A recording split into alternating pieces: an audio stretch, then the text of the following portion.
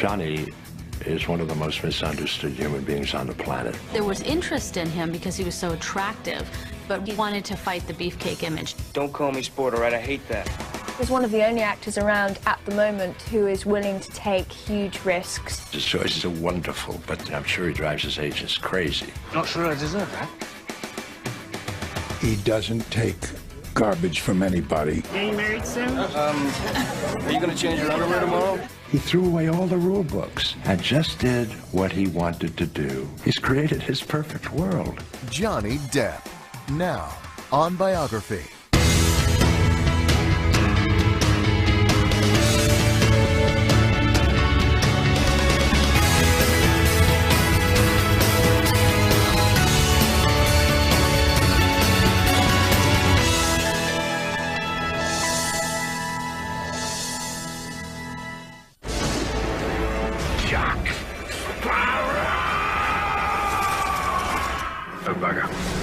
He's a character unique in modern movies.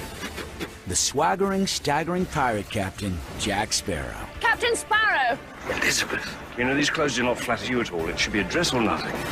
I happen to have no dress in my cabin. It's a role that turned Johnny Depp, one of the screen's most unpredictable and uncompromising actors, into a superstar. Thanks to 2003's Pirates of the Caribbean, The Curse of the Black Pearl. Not sure I deserve that. And its 2006 sequel, Pirates of the Caribbean, Dead Man's Chest. How much do you know about Davy Jones? You owe me your soul. He's kind of done it his way, do you know what I mean? He's very courageous. He really has chosen his own path. He's got integrity and he's stuck to it. He's gone down the road he wanted to take and not one that somebody else tried to shove him down. It's a fine goal, to be sure. I don't think there are very many American actors that we have that has that kind of range of potential to do so many different things. Johnny Depp is so beautiful, and yet he's a character actor, which you completely don't expect. I think he might be a genius. He morphs from film to film, which is something that I think everybody tries to do and very few people do, but he also manages to maintain, instead of just having that character on the surface, he always puts incredible warmth and emotion behind it. We're about to embark on quite a journey. He doesn't make choices based on money. He doesn't make choices based on fame. It's all about the work. We don't have a permit. Run! Look at the disparate kinds of roles that he's chosen. It's an amazing career. Unpredictable and uncompromising, Depp has earned comparisons to Marlon Brando and James Dean. Don't call me sport, all right? I hate that. But like those earlier Hollywood outsiders, success would come with a reputation at times for eccentricity and rebellion. What you see on the screen is Johnny Depp. He's iconoclastic, meaning he doesn't take garbage from anybody. When are you guys getting married? Getting married soon? Johnny! Are you gonna change your underwear tomorrow? Johnny is one of the most misunderstood human beings on the planet. He's one of the most gentle, thoughtful, intelligent, bright young men around. Describe myself? Oh, we'd be here for a long time, I think. Because I'm still trying to figure that out myself. Despite his movie idol looks, Depp has always identified with the outcast and misunderstood ever since his difficult childhood. He was born John Christopher Depp II in Owensboro, Kentucky on June 9th, 1963. 7 years later, his family headed south to Miramar, Florida, where Johnny's mother, Betty Sue, found work as a waitress. In nearby Hollandale Beach, his father, John, was employed as a civil engineer. Johnny Depp was born into a family that I guess could be accurately described as mildly dysfunctional. It was parents and 4 children. They moved around a lot. In Miramar, Johnny lived in a series of houses, apartments, and sometimes motels. The one constant in Johnny's transient lifestyle was his family. He loves his family. He's very close to his people and very loyal to them. They moved from place to place looking for better opportunities and a better life for the family. But in retrospect, it just drove a wedge into the family and made it more awkward, made tensions grow and simmer. Johnny was part Cherokee and proud of his Native American heritage.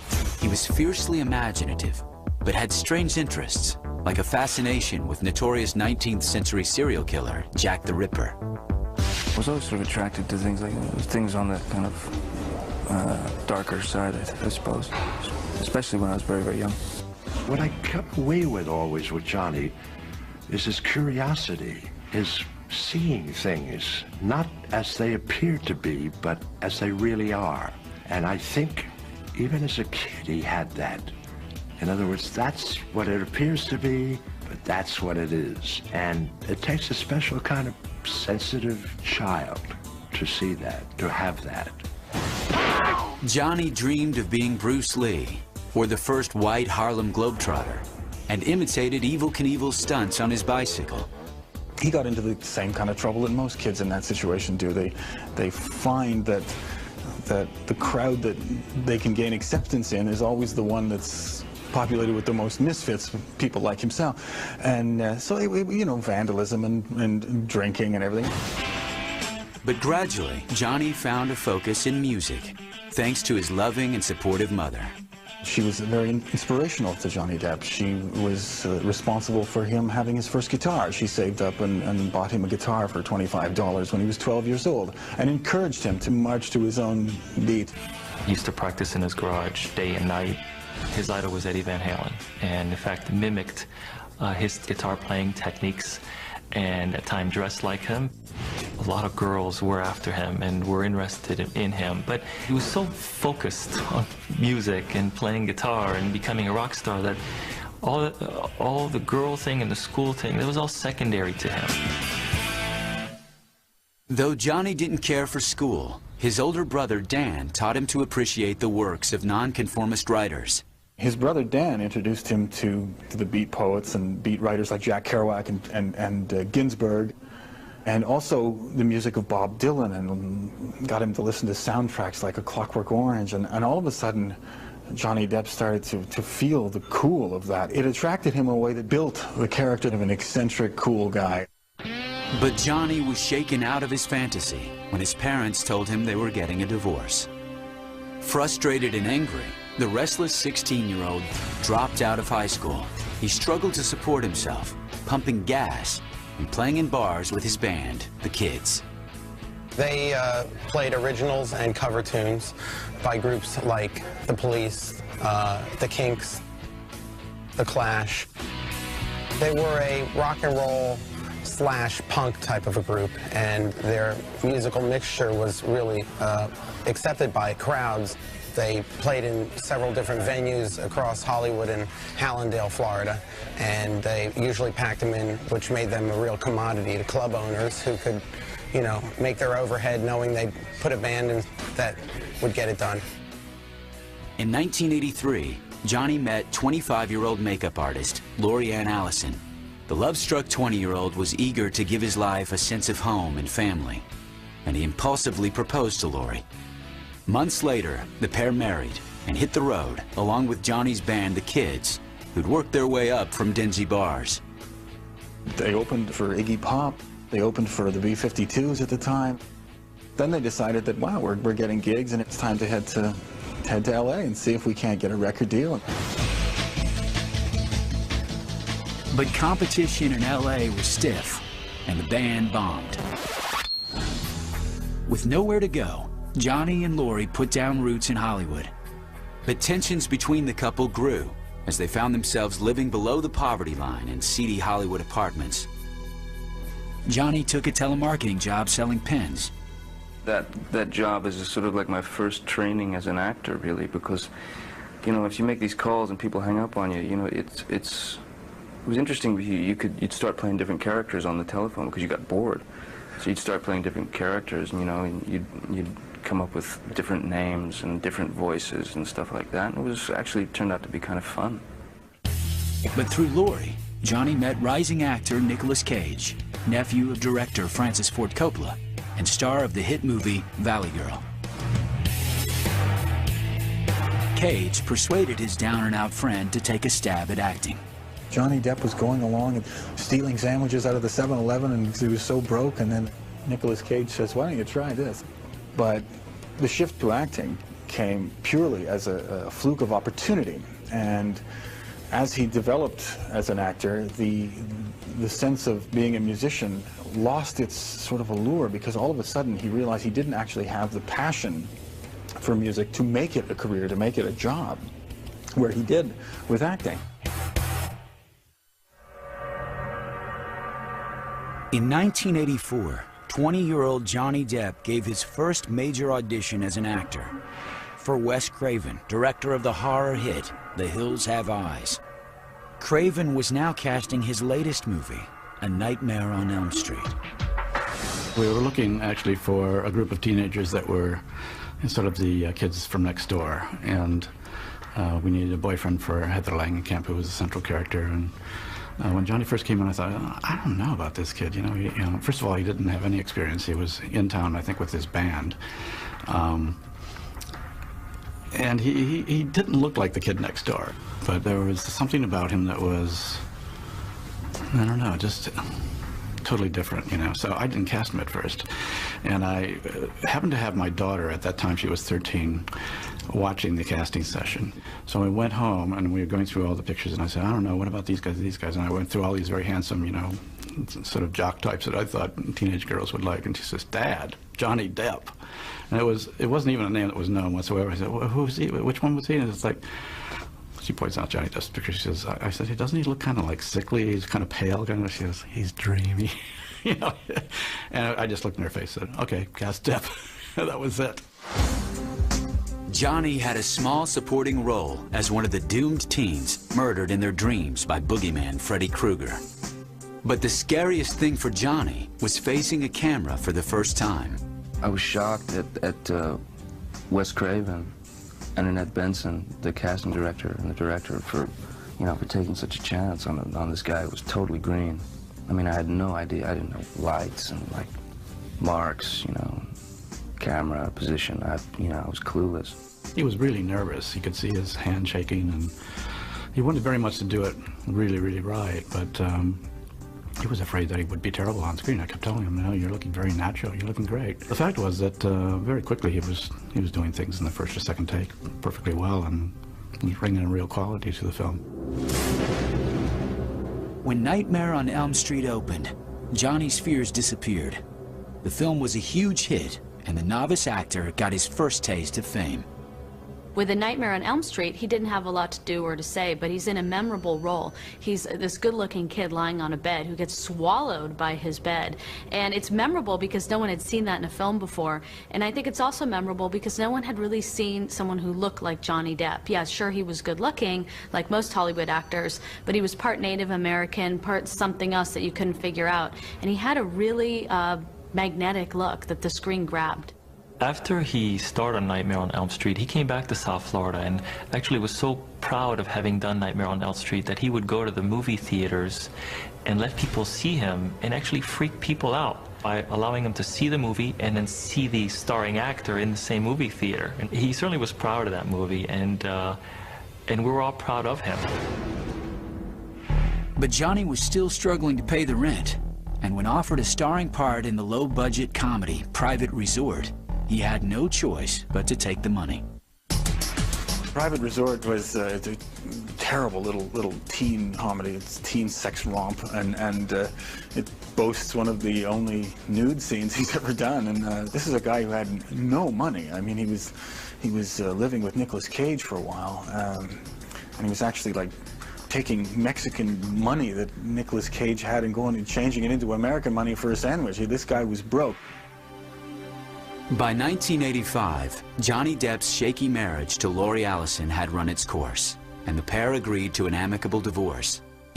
But Johnny still longed for a family of his own, and months later, after he met a beautiful rising actress named Sherilyn Fenn, Depp once again proposed.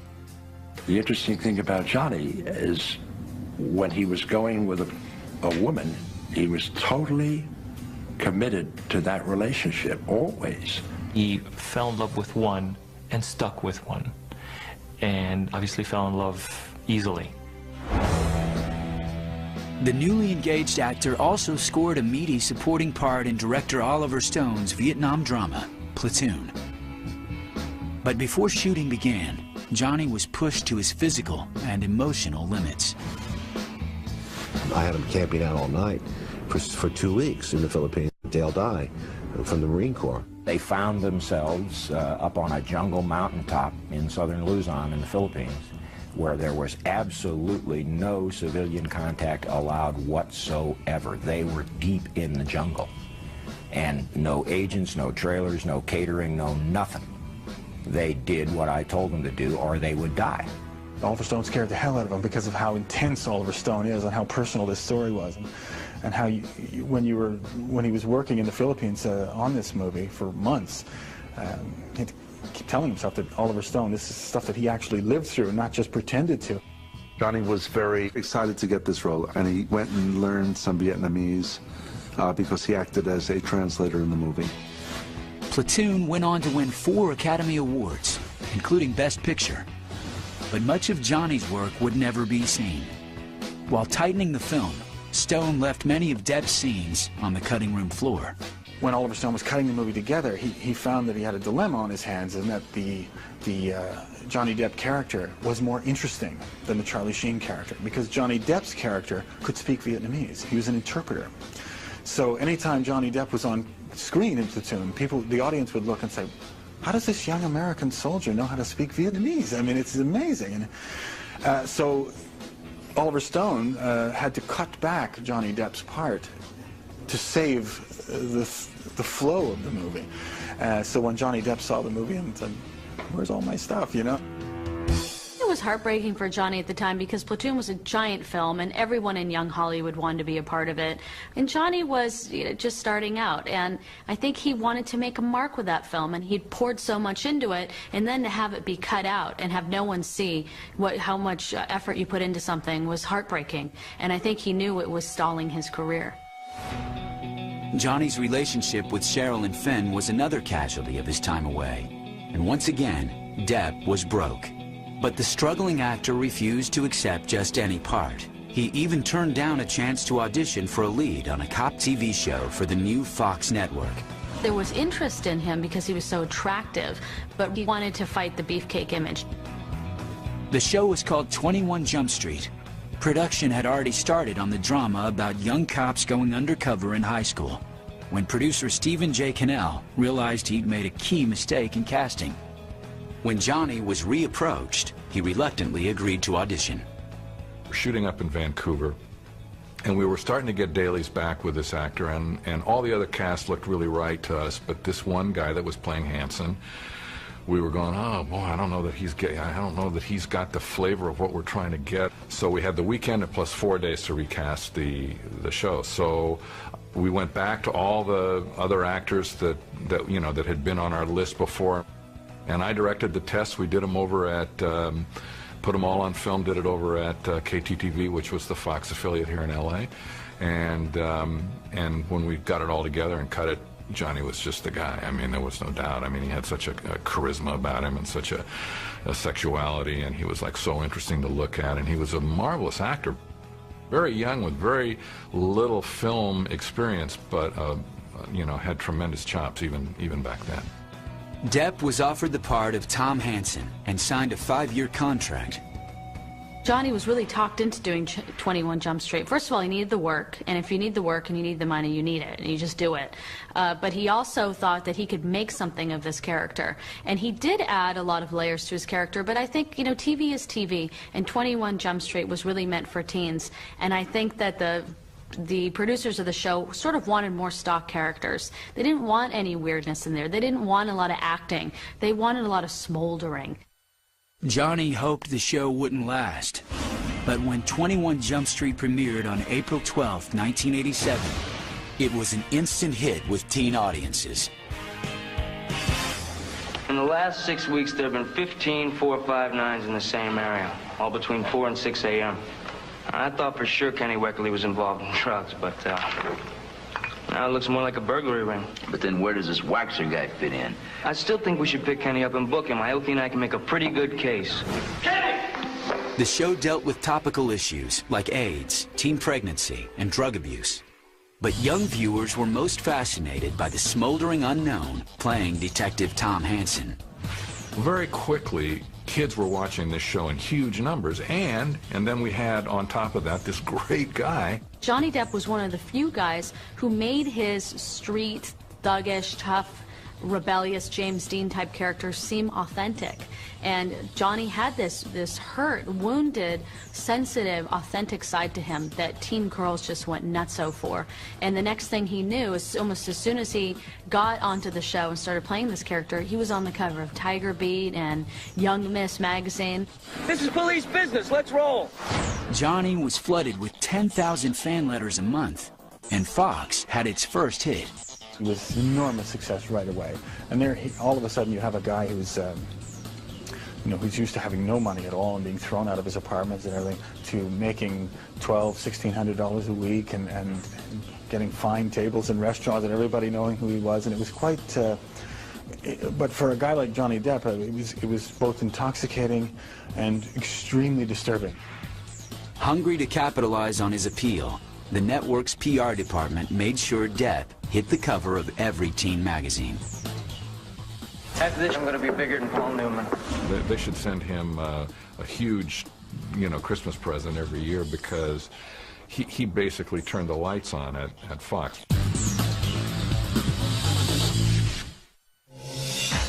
Within weeks of 21 Jump Street's premiere, the hit show was retooled to showcase its young breakout star, Johnny Depp. He started off being very naive, and very quickly we realized that Johnny was too hip for that role. So we started to morph him almost immediately and made him a much cooler, much hipper guy. For the next 2 years, Johnny's fame kept expanding, and so did his bank account. But after his years of financial struggle, Depp was generous with his success. The actor donated his time to the Make-A-Wish Foundation, and he moved his devoted mother to Vancouver, where the show filmed. He even had her name, Betty Sue, tattooed on his arm.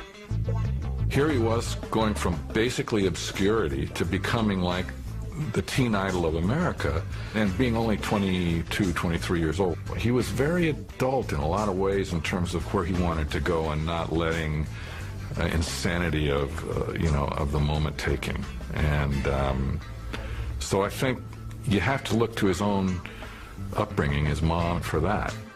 But by 1989, after 2 years on 21 Jump Street, Johnny was dying to change his address. I'll tell you what scared me back then. I was sort of witness to the power of the studio, and I saw these people building this image and selling it, and it had nothing to do with me. And it was frightening, because it was almost impossible to reverse it. He would have much preferred to be on something darker and edgier, I think, that was more sophisticated. I never thought Johnny saw how good it was, because he really disdained the show. He felt like a product. He felt like a piece of meat. And, he saw himself on teen magazines, and he said, I don't think Laurence Olivier ever started this way. Johnny found creative ways to protest his situation, like ceremonially burning his underpants on the set. He made it pretty well known that he didn't want to be on the show. He didn't like the show. And yet, even in spite of that, he never misbehaved. I mean, yeah, little things, I remember once he came to the set dressed like Elton John. He had a powdered wig on and platform shoes, and Mario Van Peebles was directing the episode, who's a friend of mine, and Mario called me up and said, "Hey, get this guy out of this powdered wig, what am I going to do?" And Johnny used to do stuff like that, which was sort of more of a prank, and I was fiscally at risk for every episode, and he could have just killed me if he'd wanted to. And Johnny never did. And whatever misbehaving was going on wasn't of a nature that was costly or in any way destructive to the manufacturing of the show, for which I am eternally grateful. Off the set, Johnny refused to play the part of a teen idol. He dressed in rags, smoked like a chimney, and tearfully claimed to be deathly afraid of clowns and talk show host John Davidson. The most common thing that they try to label you as rebel or bad boy or something, one of those horrible, silly names, and it's just such a joke, I mean, every young actor who's come out, they try and say, oh, he's a bad boy. How can you, you know, you can't do that. It's impossible to know a person just by looking at him. Johnny still had 3 long years left on his contract. For the creatively adventurous actor, it seemed like a prison sentence, and Johnny Depp couldn't wait to break out. 21 Jump Street was shot in Vancouver, which was kind of sort of a lonely thing for him because he didn't have anybody but the crew and fans around him, so he would have his family brought to stay with him at times, and his childhood friend Sal Janko would come and stay with him and sort of keep him in line a bit. He also started having run-ins with reporters and with hotel people. It was kind of like a vice kind of tightening around him that yes, but is this what I want? But although Johnny was frustrated by his work, by 1989, the 26-year-old actor was once again in love.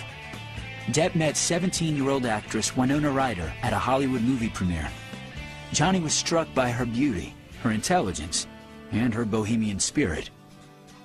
Winona is really, really smart. She's interested in the world. Unlike a lot of actors that really can only talk about themselves, she's just so much fun to be with. Winona's parents were close friends with Allen Ginsberg, one of the beat poets Johnny idolized. He was sure he'd found his soulmate. And eager as ever to settle down, Johnny proposed to Winona after 5 months of dating.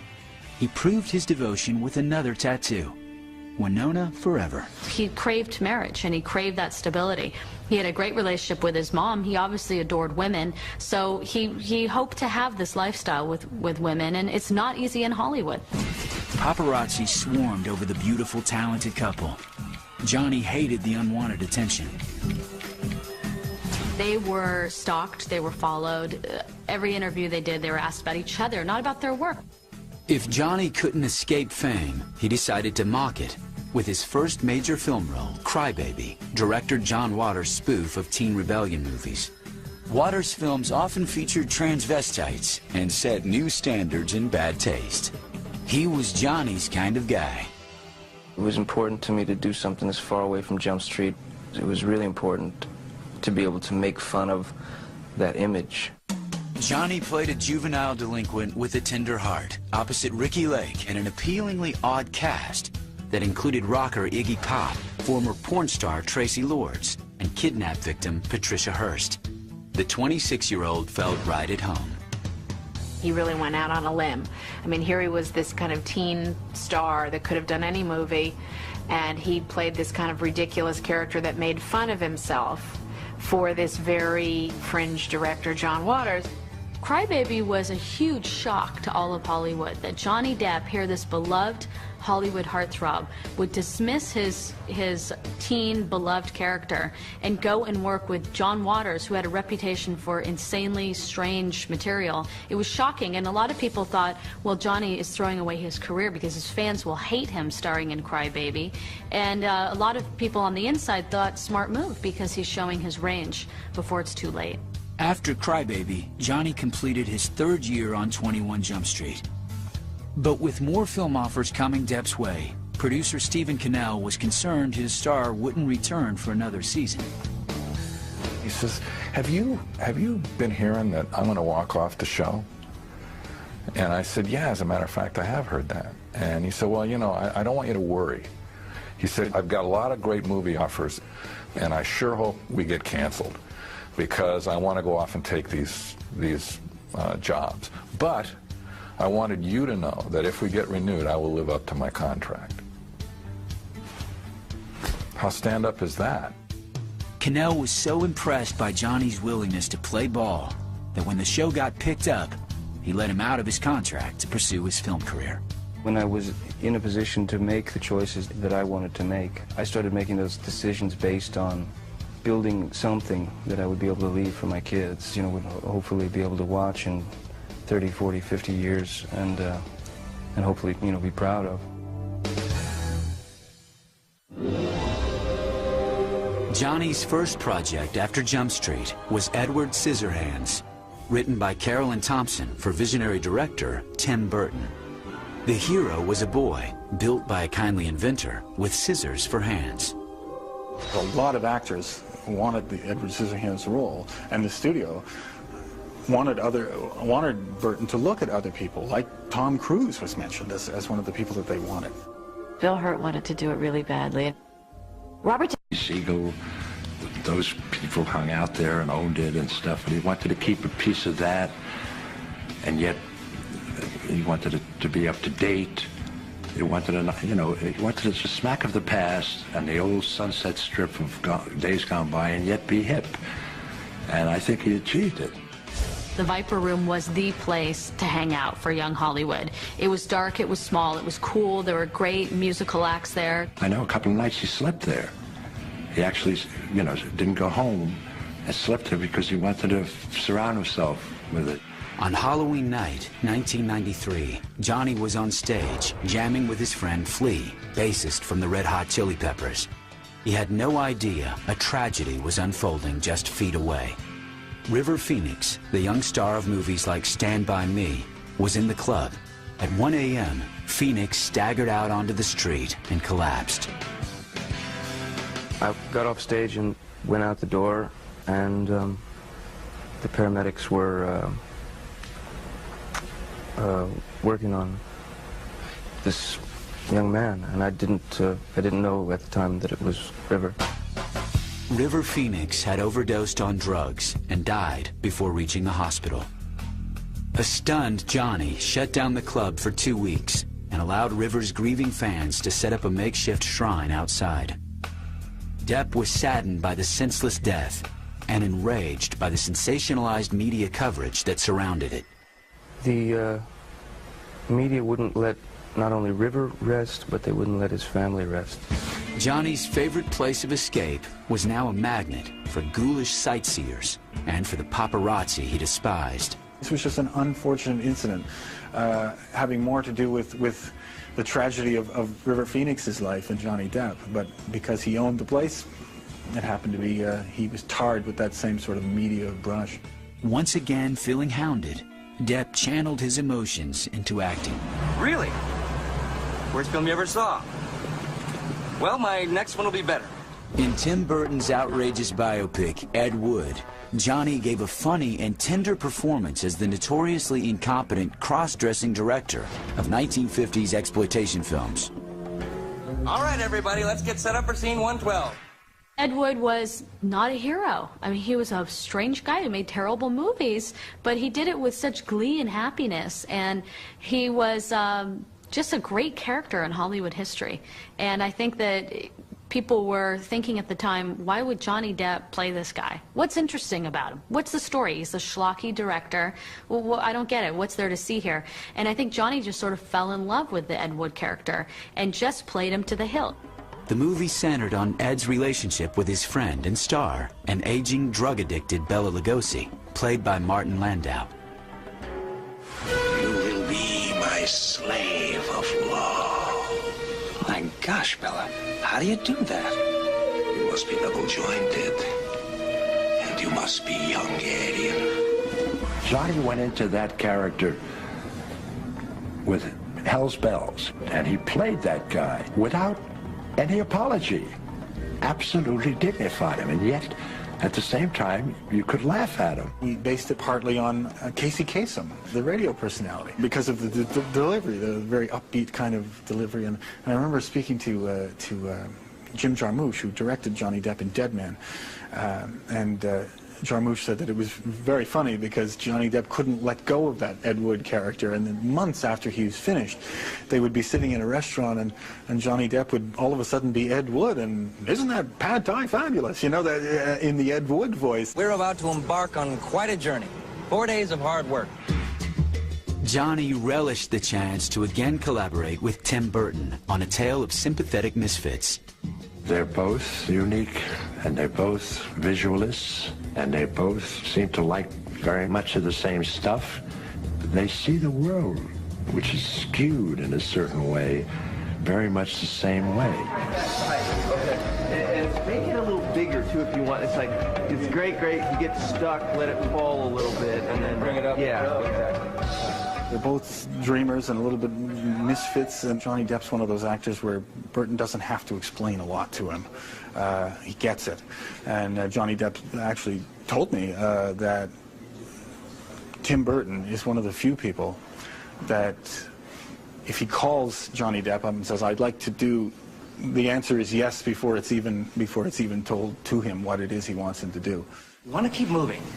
You've got to get through that door.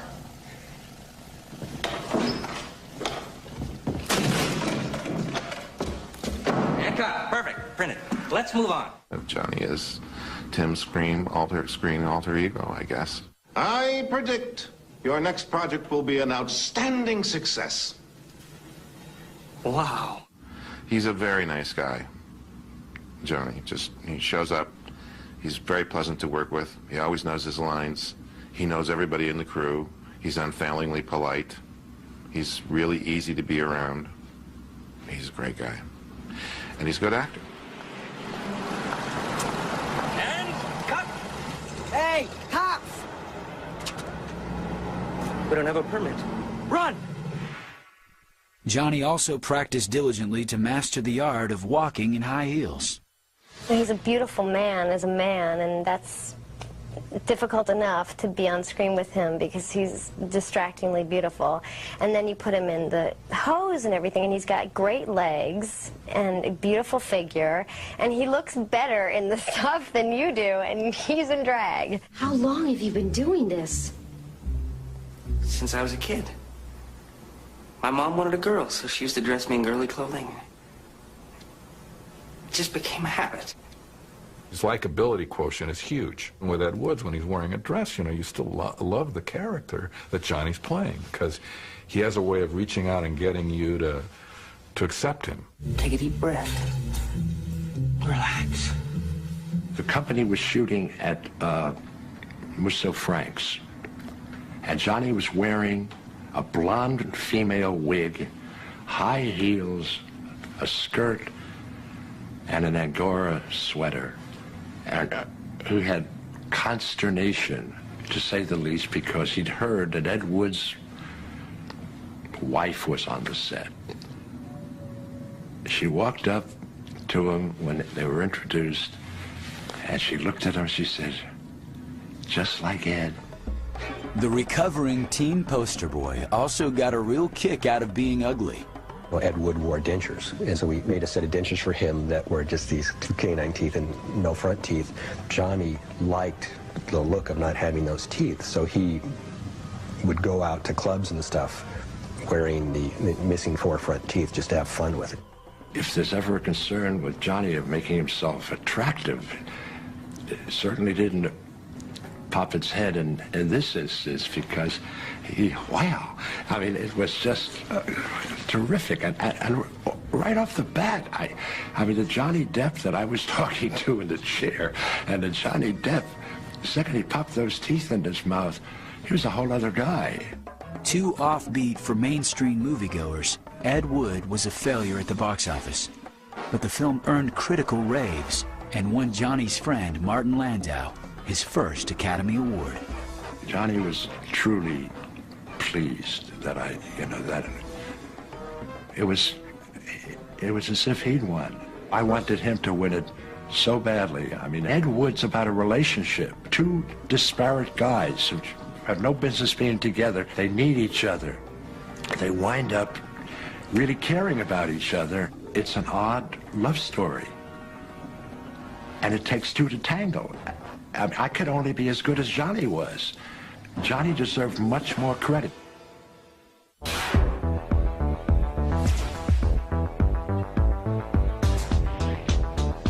By 1994, Johnny Depp's impressive and eclectic body of work was earning comparisons to the career of Marlon Brando. Johnny Depp has really admired the work of Marlon Brando and James Dean, but he's done something that other actors haven't done. He hasn't, mimicked them. He has taken lessons from them, and he's become a better actor because of it. But he has just realized that if you want to be a great actor, you really have to bring something unique to the role.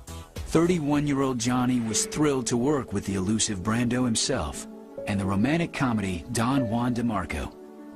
The film, co-starring Faye Dunaway, was the gentle story of a man convinced he's the legendary lover Don Juan.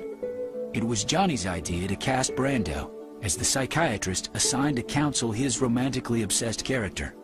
The two actors discovered they shared the same sense of humor, the same contempt for fame, and the same refusal to take themselves seriously.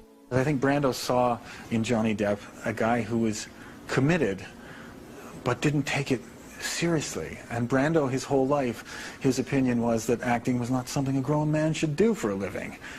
But did he really feel that way? Can you actually be that good at something if you're not passionately committed to it? And I think Johnny Depp had that same kind of duality in how he approached his work. Is this, wow, I'm getting paid to have fun. One irreverent way Johnny approached the Don Juan character was through his accent.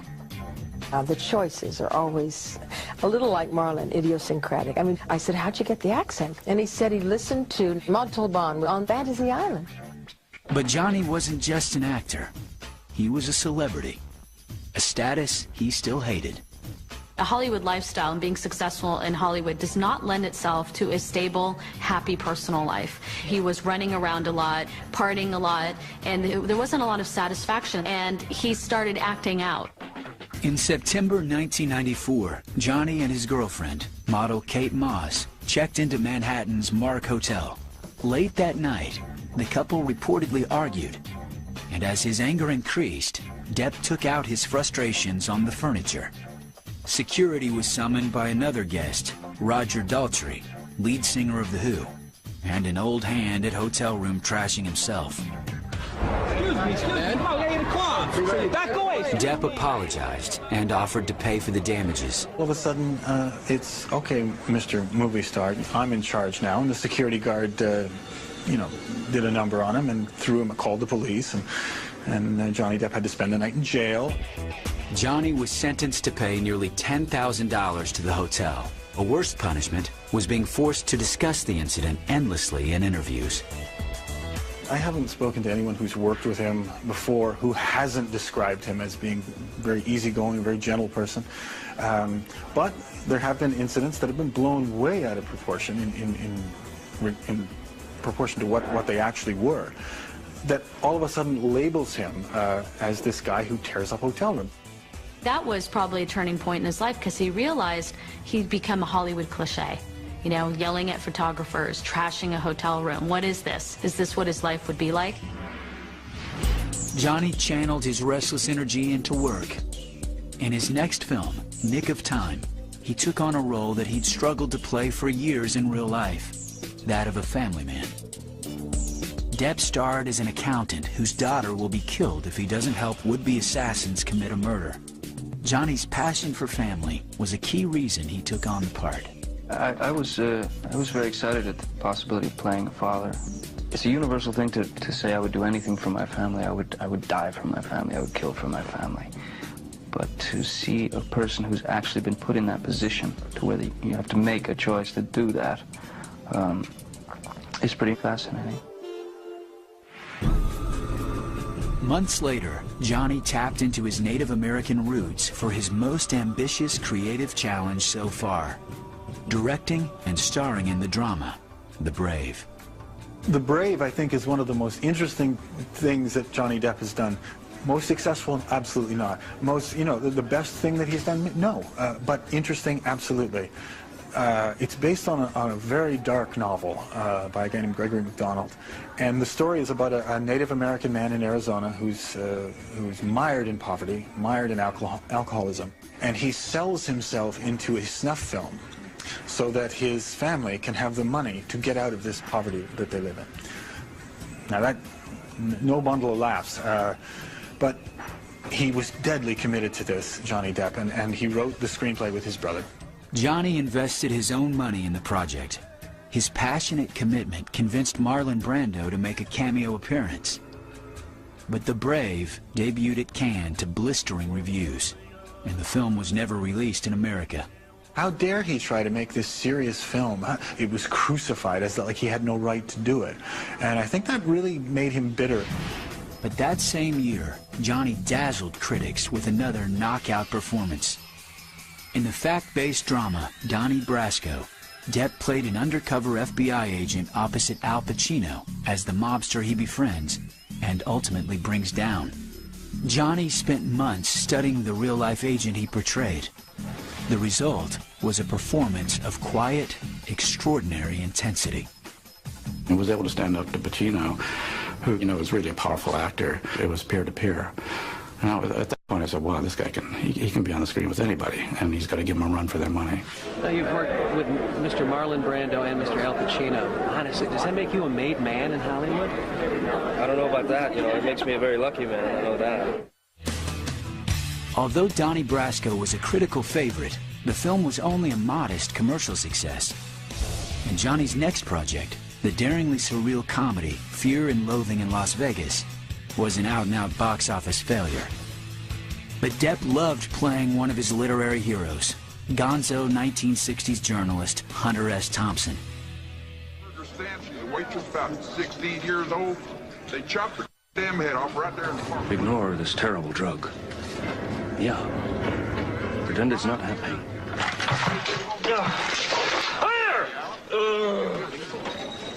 My name? I have my attorney. His name is not on that list, but we must have that suite. Your suite isn't ready yet, but someone was looking for you. No, we haven't done anything yet. Move. I can't handle this. This man suffers from a bad heart. But I have plenty of medicine. My name is Dr. Gonzo. Prepare a suite at once. We'll be in the bar. I remember Johnny Depp telling me at the time that only 2 authors had ever made him laugh out loud. One of them was Hunter Thompson. The other was a guy named Terry Southern, who among other things, wrote Dr. Strangelove with Kubrick. And Johnny Depp was extremely respectful of Hunter Thompson because, again, Hunter Thompson is a guy who goes through life on his own terms. And he creates, he reflects, everything is through his own sensibility, on his own terms. And Johnny Depp greatly admired that. Johnny found a kindred spirit in director and ex-Monty Python member Terry Gilliam, who encouraged spontaneity on the set. When I came to, the general back alley ambience of the suite was so rotten. How long had I been lying there? What had happened? There was evidence in this room of excessive consumption of almost every type of drug known to civilized man since 1544 AD.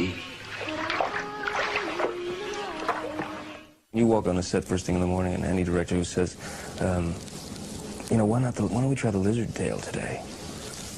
Put the lizard tail on. I thought, oh my God, it's great.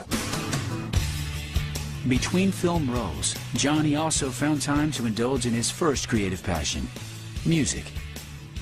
Johnny's, since he made it as an actor, has worked with several major acts, Shane MacGowan and the Popes, P, Oasis, Iggy Pop. Johnny was a good guitarist, and he was a good slide guitarist, and he was a good backup singer. So I feel that, his energy is what they were after, and his fame couldn't hurt. Moonlighting as a musician satisfied Johnny's childhood rock star dreams. But his longtime desire to settle down and have a family of his own remained out of reach. Johnny made for great magazine copy because, every couple of years this guy was getting engaged. Sherilyn Fenn, Jennifer Grey, Winona Ryder, Kate Moss. There was all talk of marriage there, and a few of these girls actually had engagement rings on. And, it's easy to make fun of someone like that, always getting engaged, always the romantic. But at least he wasn't always getting married and getting divorced. And I think the reason he got engaged in the first place was because he was a romantic guy. I mean, you look at Johnny Depp, you look at his work, there's a lot of sensitivity in there. There's a lot of passion. And I think he approaches his love life in the same way. So when he fell for a woman, I think he wanted to get married.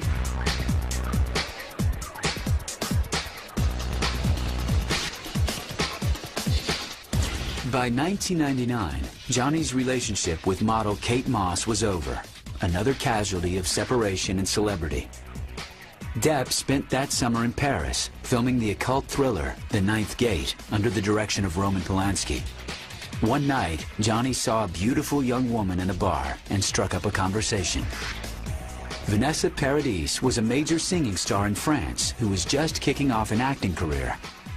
Once again, Johnny threw himself headlong into a passionate romance. They just clicked right away. They didn't make a big public spectacle of their relationship. And I think they very quietly fell in love in France, and it formed this bond that made Johnny want to live in France. Johnny Depp really respects her musical talents and abilities, so much so that Johnny Depp directed one of her music videos and has played guitar on some of her songs. They both had similar lives. They'd grown up and then all of a sudden been thrust into this strange public life that weren't ready for, didn't know what to expect. After 3 months together, Vanessa became pregnant. Johnny was ecstatic, and in May of 1999, Lily Rose Melody Depp was born in France. I mean, more than the fact that it's changed me, I think it's revealed me. It's as if I was born that day, because it was really like having some kind of fog lifted from my eyes, and suddenly meeting your reason to live. I mean, I know I've smiled and laughed and all that before I became a father, but I don't recall ever feeling it. The most incredible, loving father you'll ever see. It's made him more aware as to why he's here on the planet. The new father and his family set up house in a villa in the south of France. Here, Johnny could play with his daughter, walk to a cafe, hold hands with Vanessa, and not be hounded by a pack of paparazzi. I think that Johnny likes living in France because everyone's so accepting. It's not violent, and there's more of a village feel to it. And he doesn't live in Paris. He lives in the country, actually, in France. And I think he enjoys a simpler life. But this guy is not there that often. He travels all the time. He's always making movies. So I think he tries to spend as much time in a safe, happy, calm environment for his children. He's gone through a period of very difficult years where the emotions ran high, and he feels now very solid. He feels like he's found personal happiness. Johnny stayed close to his 3 siblings, who were now also part of his professional life. They're responsible for various aspects of his career and the machine that's built up around him. His sisters take care of his business. His sister Christy takes care of his business from a PR perspective. And his brother Dan is a writer and a very smart guy, and also co-writer of the only film that Johnny Depp ever wrote and directed himself. So he has a very symbiotic and very close relationship to his brothers and sisters. But happiness didn't blunt Johnny's edge as an actor. Re-teaming with Tim Burton for the horrific fantasy Sleepy Hollow, Depp played a skittish detective he based in part on Angela Lansbury. The idea of going back into the late 1700s and playing Ichabod Crane was, it's like a dream come true for any actor. Yeah, and to take a sort of what would normally be a kind of stoic sort of leading man type action hero type thing, and yeah, and kind of turn him into a sort of fragile, flawed, sensitive 9-year-old girl in a sense.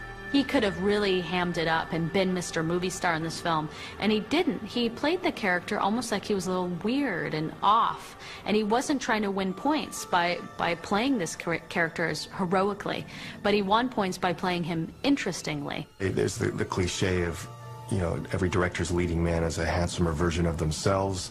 I think Johnny Depp is that for Tim. Sleepy Hollow was Depp's biggest commercial hit to date. The actor followed it with a supporting part in the Oscar-nominated romance, Chocolat. He had a rather small role in Chocolat, and he didn't care. Many stars adore small, showy roles where they can be remembered.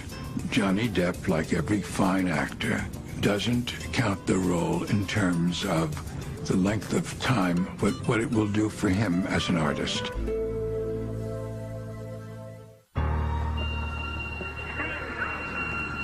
Pardon, sir. You Dr. Farrell? Yes. I'm Inspector Abelard, assigned to Whitechapel. In 2001, Johnny Depp brought one of his childhood obsessions to the screen, playing a Cockney, drug-addicted police inspector hunting Jack the Ripper. The project was the gory thriller From Hell.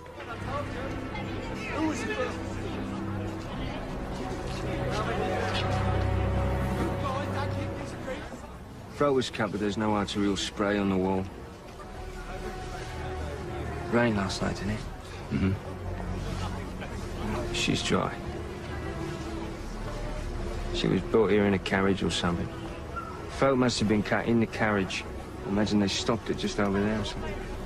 Most definitely. Well, it's a case that I got sort of interested in, fascinated with when I was very, very young, and yeah, I'd say I've read, you know, the majority of stuff on the Ripper case. I think he's taking more organs this time.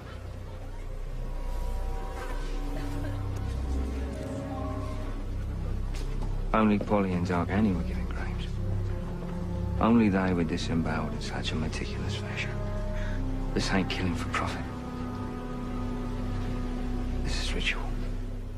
Johnny loved making the dark drama, but he was ready to move on to something very different. I started making decisions based on building something that I would be able to leave for my kids, something that my kids would, kids, grandkids, you know, would hopefully be able to watch. In 2002, Johnny Depp, proud father, eagerly jumped aboard the Walt Disney Studios adventure epic, Pirates of the Caribbean. It was produced by Jerry Bruckheimer, creator of such mainstream Hollywood action hits as Armageddon and Pearl Harbor. There was so much negative publicity about Pirates of the Caribbean when it was first announced the movie was going to be made, because everyone said, oh, what is Disney doing? They're basing a film on one of their theme park rides. Disney's selling out, Johnny Depp's selling out, it's going to be a bomb. But although Johnny agreed to star in the family-friendly adventure, he was intent on doing it his way. And some Disney executives panicked when Depp decided to model his weird and wily pirate captain, Jack Sparrow, on Rolling Stones guitarist Keith Richards. Apparently there's some sort of high-toned and fancy to do up at the fort, eh?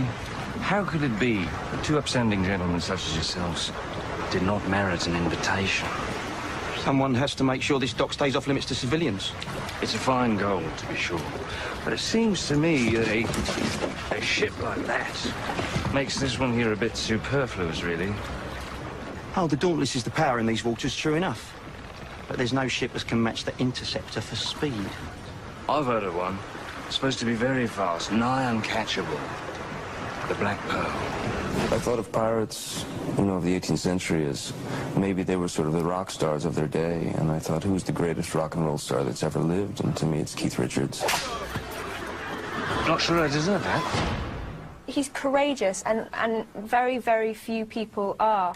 And I mean, with Jack Sparrow, I remember seeing Jack Sparrow for the first time and thinking, what are you doing? And then you watch it, you think, I can't imagine anyone else who would take the risk of playing a character like that, because nobody knew whether it was going to work or not and whether people would accept it or not. Savvy. Here you have Jack Sparrow, a pirate, who is not what you think of as a pirate.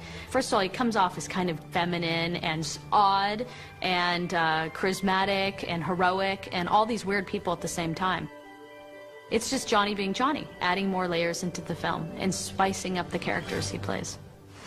Last time I was here a grand total of 3 days, all right. Last time, the rum runners used this island as a cache. Came by and I was able to barter passage off. Brings them to thank for that. That's the secret grand adventure of the infamous Jack Sparrow. He spent 3 days lying on a beach drinking rum. Welcome to the Caribbean, love. We were all thinking, is he really going to play it like that? Because I really don't know if it is going to work and how it's all going to go together. And you see it now and you just go, my God, I can't think of another characterization that's been quite like it in actually ever. Me, I'm dishonest. And a dishonest man you can always trust to be dishonest. Honestly. Johnny turns up and you know, he's doing this fantastic, you know, creation that he's come up with, and I was like, oh, okay, well, I'll just play the swashbuckling straight guy then, you know what I mean? I sort of fell in line with what he was doing, because he had created this guy. He was, you know, the whole, the sea-legged, drunken pirate, and it made my job easier because I was the foil, you know what I mean, and the straight guy to that. For a young actress to watch that and go, okay, wow, you can be that sort of, in a funny kind of way, single-minded about your characters. I mean, he owns it, and I remember him saying, it's the only way I can play it. I don't know how else to play it. This is it. This is all I can imagine. And you think, wow, to imagine that is quite extraordinary. What an imagination. Wherever we want to go, we go. That's what a ship is, you know.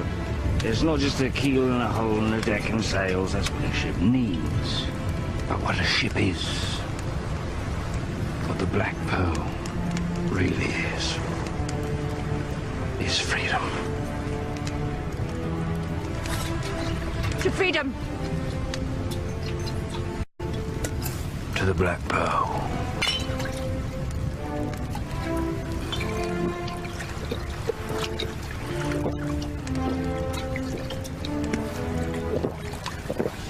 Johnny was just trying to impress his favorite critics, daughter Lily and his baby son Jack, born on April 9th, 2002. My daughter is absolutely convinced that I'm a pirate. She it doesn't register that Daddy's an actor, you know, it's just, my dad's a pirate. Gentlemen, my lady, you will always remember this as the day that you almost caught Captain Jack Sparrow. Pirates of the Caribbean leaped beyond industry expectations to become the top-grossing movie of 2003, earning over $300 million in the U.S. alone. 15 years after 21 Jump Street, a new generation of teenage girls fell in love with the actor voted by People magazine to be the sexiest man alive. For most of Johnny's career, Hollywood has looked at him like the oddball who will add more layers to your film but not necessarily bring audiences into the theater. And Hollywood has always thought, we'd love to work with Johnny, but we need someone who, like a Harrison Ford, we need someone who will bring in people and make money for my film. And that's what's so great about the success of Pirates of the Caribbean, is that he can be interesting and quirky, and he can bring in audiences. At age 40, his sort of crowning achievement is that he got to do this huge, wonderfully entertaining movie that made a fortune, and he didn't sell out. Pirates of the Caribbean also earned Johnny Depp his first Academy Award nomination for Best Actor, a rare honor for a comic role. Johnny was pleased, but hardly seemed crushed when he didn't win. If the idea is that you got to win an Oscar to believe in yourself, what you're ultimately saying then is, I'm going to let other people grade my paper. Part of Johnny's charm is that he doesn't care if somebody else grades his paper. The 41-year-old Depp followed Pirates of the Caribbean with a typically eclectic roster of film roles. Some were made to satisfy his own search for offbeat adult movie making, like the Stephen King thriller Secret Window and the Robert Rodriguez action drama Once Upon a Time in Mexico. Other projects were geared toward his goal to make films that his children and entire families could enjoy. In the fact-based drama Finding Neverland, Depp earned raves playing Peter Pan author J.M. Barrie opposite Kate Winslet and Dustin Hoffman. Depp strongly related to the story of a man who uses the power of his imagination to create a better world for himself and the people he loves. And in Peter Pan, Barry's story of the ultimate lost boy, Johnny recognized another kindred spirit. The work itself is just, it's really truly a work of pure genius. I mean, it's absolutely a masterpiece. An incredible work of imagination. When you look at his body of work, you know that, there's a child with him and so much alive, and I was looking for someone who sort of is the fifth child in a group. Johnny next re-teamed with Tim Burton for their fourth big-screen collaboration. In 2005's Charlie and the Chocolate Factory, Depp played another legendary eccentric, mysterious candy manufacturer Willy Wonka, who gives a select group of children a golden ticket tour of his emporium. Depp and Burton set out to make a film more faithful to author Roald Dahl's classic novel than the previous movie version, Willy Wonka and the Chocolate Factory, starring Gene Wilder. And while their film honored the book, Depp's Willy Wonka was a startling and slightly dangerous original. Critics were divided over his flamboyant characterization, but it was further proof of the fearlessness that was Johnny Depp's trademark. That same summer, the actor gave a charming vocal performance in Tim Burton's Corpse Bride. Depp played a shy young man who finds love in a local graveyard when he accidentally pledges his heart to a lonely corpse. Johnny celebrated the film's release with a time-honored Hollywood tradition, putting his hand and footprints in cement at Grauman's Chinese Theater. I'm honored and so thankful and so grateful that all you guys, yeah, you should applaud for yourselves, you know. That's for you, for sticking around with me on this really long, strange road. He's very thoughtful, and to be such a hugely recognized and appreciated actor and movie star that he is, and to still be, you know, not caught up in his own world and to be thinking of others, I think it was a really great example for me. For Johnny Depp, movie stardom and creative risk-taking were no longer clashing ideas. He could do both in a single film, a fact he was about to prove once again, thanks to a second pirate's journey to the Caribbean. What is it that has Jack spooked? How much do you know about Davy Jones? You owe me your soul, and it's time to pay up. In 2006, 43-year-old Johnny Depp reached another milestone in his two-decade acting career, the release of his first movie sequel. Johnny had agreed to star in not one, but two sequels to Pirates of the Caribbean for a rumored salary of over $37 million. First to reach screens was Pirates of the Caribbean: Dead Man's Chest. It reunited Depp with co-stars Keira Knightley and Orlando Bloom. This time, Jack Sparrow was on the hunt for a supernatural treasure chest, while trying to bargain back his soul from legendary sea ghost Davy Jones, played by Bill Nighy. Have you not met Will Turner? He's a noble, heroic, terrific soprano. Worth at least 4, maybe 3.5. And did I happen to mention he's in love with a girl due to be married, betrothed. Dividing him from her and her from him would only be half as cruel as actually allowing them to be joined in holy matrimony. Aye. He's done something quite remarkable, and I think this performance is a major comic performance. I don't think it, I know it is. It's entered the language in a way that very few performances do. Come to join me, crew, lad. Welcome aboard. I'm here to find the man I love. I'm deeply flattered, son, but my first and only love is the sea. I mean, the idea that he's 42 and looks that good, it's completely outrageous. I mean, outrageous. It's awful when you know you have to have a 2-shot with him. There will come a moment when you have the chance to do the right thing. I love those moments. I like to wave at them as they pass by. Johnny Depp, the ultimate iconoclast, was now a commercial brand. His image could be seen on everything from action figures to candy to cereal boxes. It's classic Johnny. Yes, you'd run away from the obvious and then, however old you is, decide that you're going to be part of this huge franchise and have your face on a toothbrush packet or something. I don't know. I mean, it's hilarious. It's almost like he just makes fun of the whole thing. He's got that kind of pirate spirit. The Pirates of the Caribbean films also allowed the actor to do work that pleased not only himself, but also his growing children. More than anything, Depp now felt that his chief responsibility was as a father. I think it's our responsibility as parents to do our best to shield our children from the harsh realities of the world, and to allow our children to be children for as long as humanly possible, you know, because it happens so quick that you become an adult and the responsibility, this weight gets, you know, is thrown on your shoulders. It transforms people, and you can see that kind of like peace that's washed over his face when he looks at his children. It's like he's found his way home. All you want to do is just spend time with your kids, you know. You just want to hang out with him and do stuff with him, you know. So, you know, if you end up playing Barbies for 12 hours, okay, that's cool, you know, why not? Don't call me sport, all right? I hate that.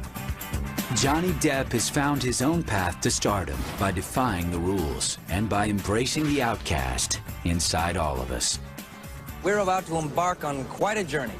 He threw away all the rule books and just did what he wanted to do and liked doing. He's created his perfect world.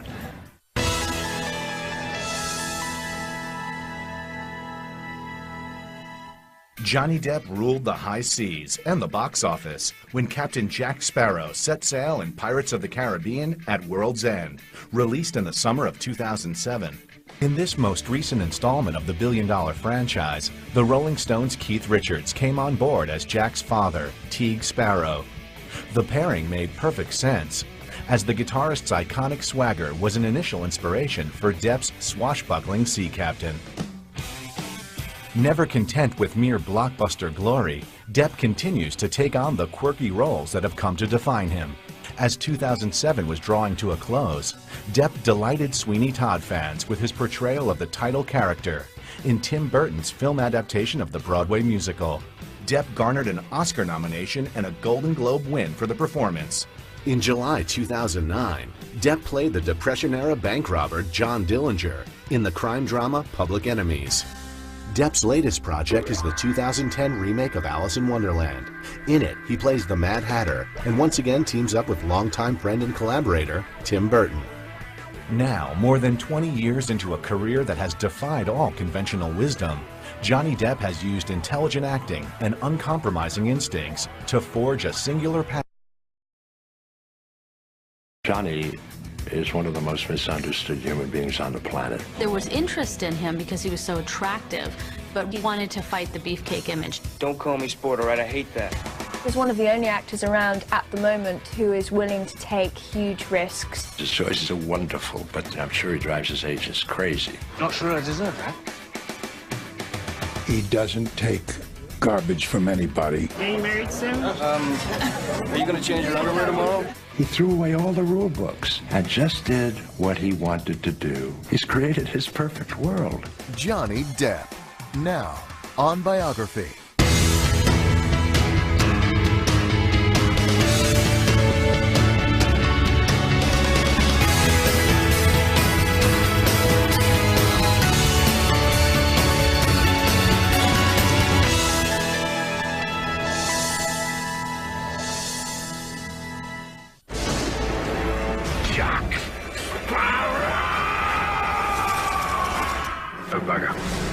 He's a character unique in modern movies.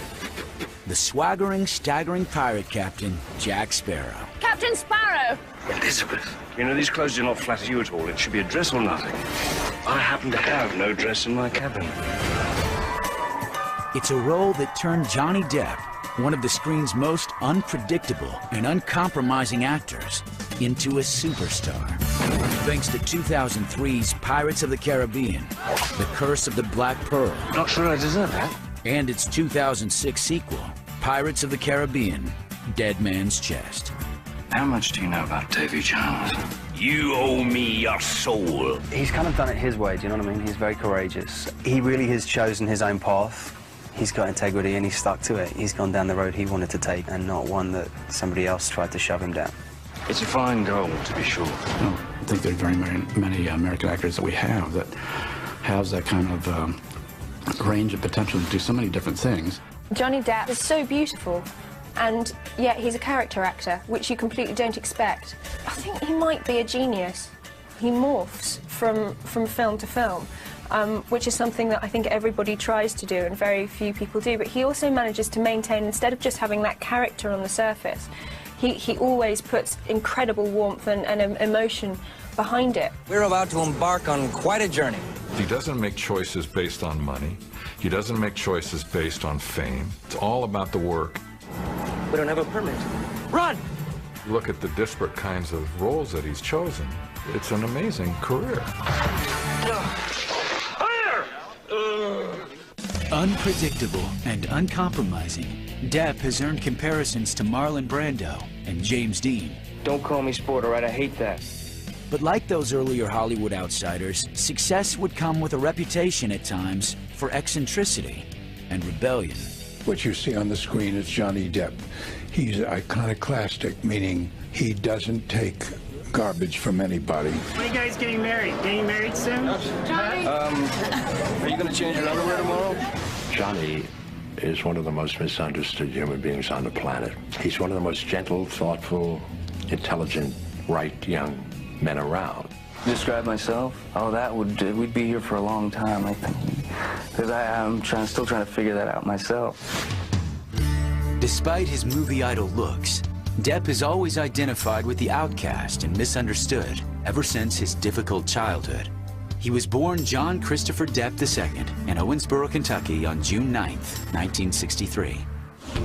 7 years later, his family headed south to Miramar, Florida, where Johnny's mother, Betty Sue, found work as a waitress. In nearby Hollandale Beach, his father, John, was employed as a civil engineer. Johnny Depp was born into a family that I guess could be accurately described as mildly dysfunctional. It was parents and 4 children. They moved around a lot. In Miramar, Johnny lived in a series of houses, apartments, and sometimes motels. The one constant in Johnny's transient lifestyle was his family. He loves his family. He's very close to his people and very loyal to them. They moved from place to place looking for better opportunities and a better life for the family. But in retrospect, it just drove a wedge into the family and made it more awkward, and made tensions grow and simmer. Johnny was part Cherokee and proud of his Native American heritage. He was fiercely imaginative, but had strange interests, like a fascination with notorious 19th century serial killer Jack the Ripper. I was always sort of attracted to things like things on the kind of darker side, I suppose, especially when I was very, very young. What I kept away with always with Johnny is his curiosity, his seeing things not as they appear to be, but as they really are. And I think even as a kid he had that. In other words, that's what it appears to be, but that's what it is. And it takes a special kind of sensitive child to see that, to have that. Johnny dreamed of being Bruce Lee, or the first white Harlem Globetrotter, and imitated Evel Knievel's stunts on his bicycle. He got into the same kind of trouble that most kids in that situation do. They find that the crowd that they can gain acceptance in is always the one that's populated with the most misfits, people like himself. And so, you know, vandalism and drinking and everything. But gradually, Johnny found a focus in music, thanks to his loving and supportive mother. She was very inspirational to Johnny Depp. She was responsible for him having his first guitar. She saved up and bought him a guitar for $25 when he was 12 years old and encouraged him to march to his own beat. He used to practice in his garage day and night. His idol was Eddie Van Halen, and in fact mimicked his guitar playing techniques, and at times dressed like him. A lot of girls were after him and were interested in him, but he was so focused on music and playing guitar and becoming a rock star that all the girl thing and the school thing, it was all secondary to him. Though Johnny didn't care for school, his older brother Dan taught him to appreciate the works of nonconformist writers. His brother Dan introduced him to the beat poets and beat writers like Jack Kerouac and Ginsberg, and also the music of Bob Dylan, and got him to listen to